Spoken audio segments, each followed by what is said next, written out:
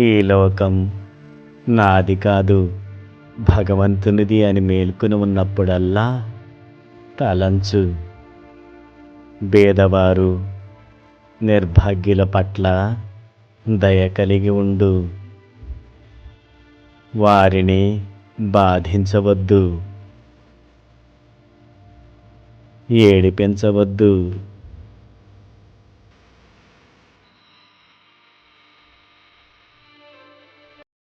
ఈరోజు సాయి అమృత పలుకును బట్టి మనం నిరంతరం భగవంతుడు తలుచుకోవాలని, మరియు బీదవారిని, నిర్భాగ్యులను కొంతమంది చులకనగా చూస్తూ ఏదైనా అడిగినా వారితో నిర్లక్ష్యంగా ఉంటూ మాటలతో బాధ పెడుతూ ఉంటారు.